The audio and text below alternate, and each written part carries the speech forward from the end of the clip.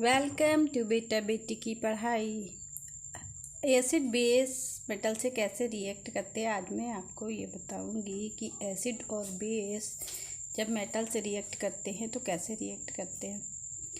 हम एसिड लेते हैं, एक टेस्ट ट्यूब लेते हैं, उसमें एक sulphuric acid, concentrated sulphuric acid लेते हैं और इस सल्फ्यूरिक एसिड की रिएक्शन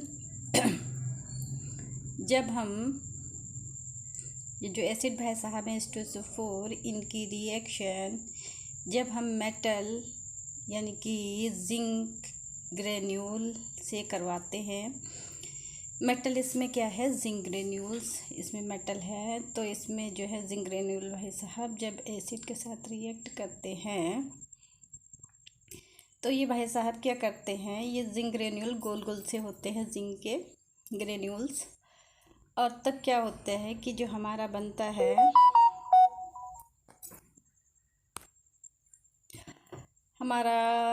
है यानी कि H2SO4 जब जिंक ग्रेन्यूल से रिएक्ट करता है, हीट करने पर ये रिएक्ट करता है। जब इसको हम एक टेस्ट ट्यूब में लेकर इसको हीट करते हैं तब ये हमारा क्या करता है, रिएक्ट करता है, तो ZnSO4 बनाता है और हाइड्रोजन गैस हमारी निकलती है। इसमें क्या होता है कि जब हम इसकी रिएक्शन करवाते हैं तो हमने क्या किया, एक टेस्ट ट्यूब ली, एक टेस्ट ट्यूब हम लेते हैं, ये एक टेस्ट ट्यूब है जिसमें हम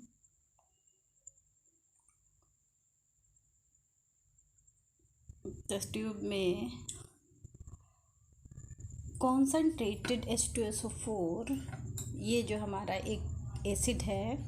उसको लेते हैं और इस एसिड के अंदर हम क्या करते हैं, इस एसिड के अंदर हम ये जो एसिड है हमारा लिया हमने कंसनट्रेटेड H2SO4 और इसके अंदर हम गोल गोल जो हमारे जिंक के जो ग्रेन्यूल्स होते हैं, गोल गोल से होते हैं, मेटल चमकीले चमकीले से जिंक मेटल चमकदार होती है,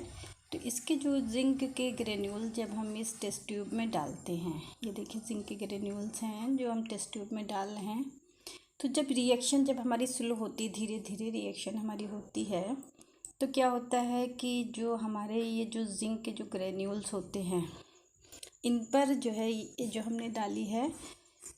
तो ये जिंक के ग्रेन्यूल्स हैं, इन पर धीरे धीरे हमारी हाइड्रोजन गैस के बुलबुले से छोटे छोटे से हाइड्रोजन गैस के बुलबुले नज़र आते हैं। और जब रिएक्शन थोड़ी फास्ट होती है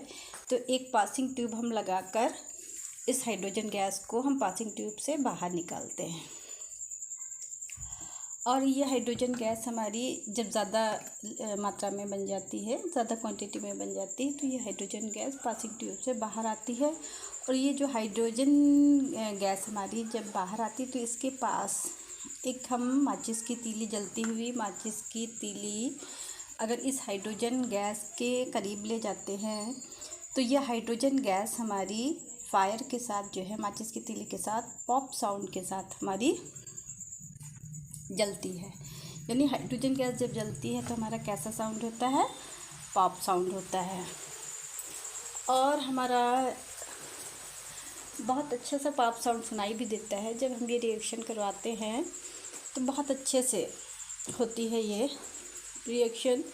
और इसको लैब में हम प्रैक्टिकली कर भी सकते हैं। और उसके बाद जो है ये जो जिंक ग्रेन्यूल होते हैं, तो जब रिएक्शन शुरू में जब H2SO4 जब जिंक ग्रेन्यूल्स के से रिएक्ट करता है तो जिंक ग्रेन्यूल्स पर हाइड्रोजन गैस के बबल्स यहाँ पर दिखाई देते चारों तरफ जिंक ग्रेन्यूल्स के। और जब रिएक्शन फास्ट होती है तो हमारी बहुत ज़्यादा मात्रा में हाइड्रोजन गैस बनती है, तो ये हमारे ग्रेन्यूल्स हमारे दिखाई देते हैं, जिंक ग्रेन्यूल्स पे हाइड्रोजन गैस हमारी दिखाई देती है। अब H2SO4 जब हमारे जिंक ग्रेन्यूल से रिएक्ट करती है, हीट करने पर ये रिएक्ट करती है, तो हमारा इसको हीट करने की ज़रूरत पड़ती है क्योंकि रिएक्शन को जब हीट करेंगे तो रिएक्शन हमारी हाइड्रोजन गैस देती है। इस रिएक्शन में हाइड्रोजन गैस तो इसी टेस्ट ट्यूब में हमारे क्या होता है,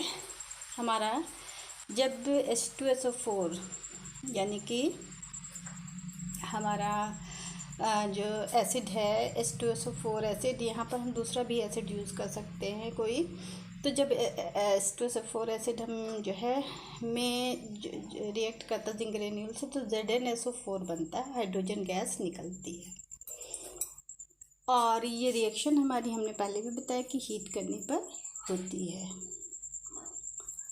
अब हमारे क्या हुआ,